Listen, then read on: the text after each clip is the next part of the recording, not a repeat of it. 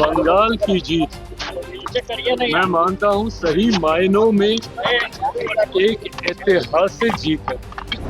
पर आज बंगाल की जनता ने दिखा दिया कि उनका ये मतदान तुष्टीकरण के खिलाफ है, हिंसा के खिलाफ है, भ्रष्टाचार के खिलाफ है, भय के खिलाफ है।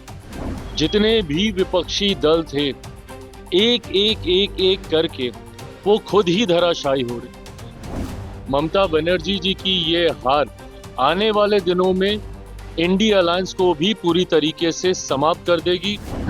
ये बंगाल की जीत मैं मानता हूं सही मायनों में एक ऐतिहासिक जीत है।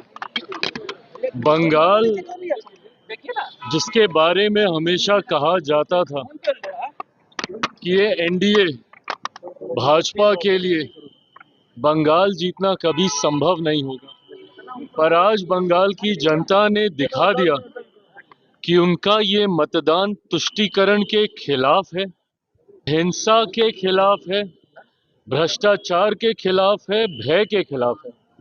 और जिस तरीके से आज बंगाल में भी मेरे प्रधानमंत्री आदरणीय नरेंद्र मोदी जी के सोच वाली सरकार अब बनने जा रही है, इसका श्रेय यकीनन प्रधानमंत्री जी उनके नेतृत्व को जाता है कि जिस तरीके से तथाकथित इंडिया अलायंस के एक ऐसे घटक दल जिन्होंने आधिपत्य अपना समझ रखा था बंगाल जैसे राज्य में, आज प्रधानमंत्री जी के नेतृत्व में वहां पर भी हम लोग सरकार बनाने जा रहे हैं।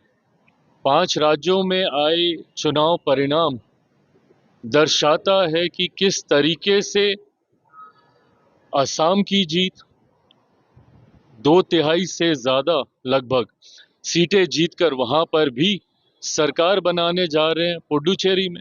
ये तमाम दर्शाता है कि देश की जनता का विश्वास आज भी प्रधानमंत्री जी पर उतना ही है जितना 2014 में जब जोश के साथ देश की बड़ी आबादी, खासकर युवा और महिलाओं ने उनका साथ देने का काम किया था। आज भी उतने ही उत्साह के साथ।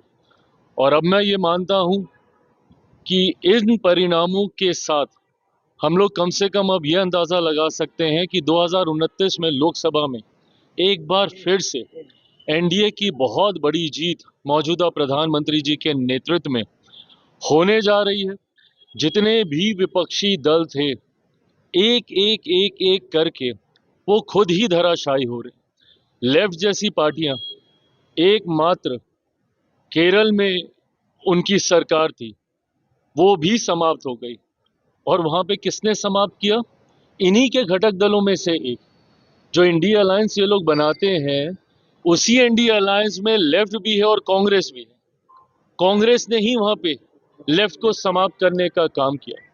तो धीरे धीरे ये तमाम दल, और जिसमें यकीनन टीएमसी का एक बड़ा प्रभाव वो बताते थे कि अपने राज्य में है, आज जब टीएमसी धराशायी हुई है, ममता बनर्जी जी की ये हार आने वाले दिनों में इंडिया अलायंस को भी पूरी तरीके से समाप्त कर देगी। मैं अपनी तरफ से, अपनी पार्टी लोक जनशक्ति पार्टी रामविलास की तरफ से प्रधानमंत्री आदरणीय नरेंद्र मोदी जी को ढेर सारी बधाई, शुभकामनाएं देता हूं। आदरणीय गृह मंत्री अमित शाह जी को उनकी रणनीतियों का ही नतीजा है ये परिणाम।